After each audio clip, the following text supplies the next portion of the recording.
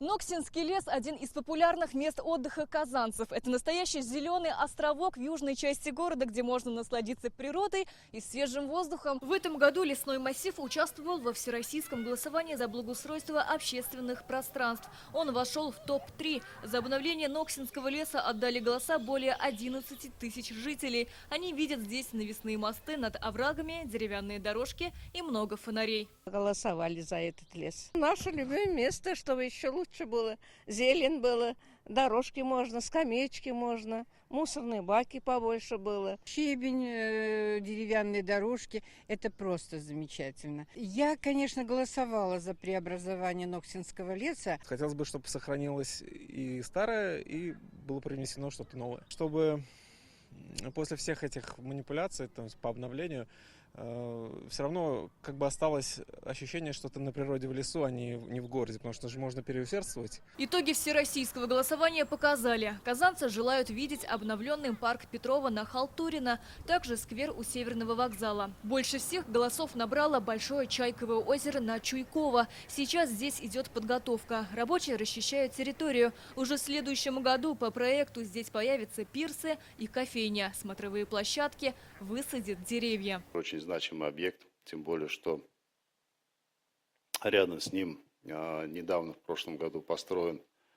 центр, который будет помогать в рождении детей. Да?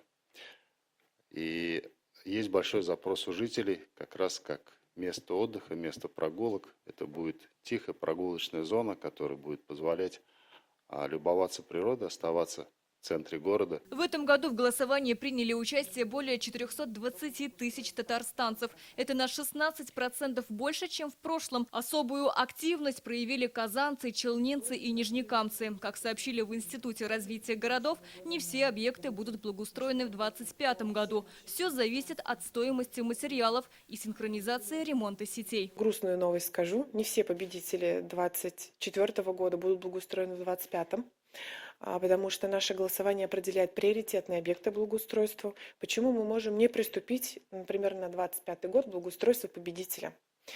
В первую очередь мы, конечно, ориентируемся на завершение ранее начатых общественных пространств, потому что часто бывает такое, что мы формируем, например, в этом году общестроительные работы, на следующий год по-хорошему должны зайти с малыми архитектурными формами, с большим объемом озеленения. Голосование позволяет понять запросы жителей и начать предварительную работу. За обновление дворов проголосовали более 220 тысяч татарстанцев. В списке победителей 204 объекта. На благоустройство этого года выделено 10 миллиардов рублей. Это на миллиард больше, чем в прошлом. Причина – подорожания строительных материалов. Сирина Васильева, Адельмин Дубаев, Рамзиль Гарипов, ТНВ, Казань.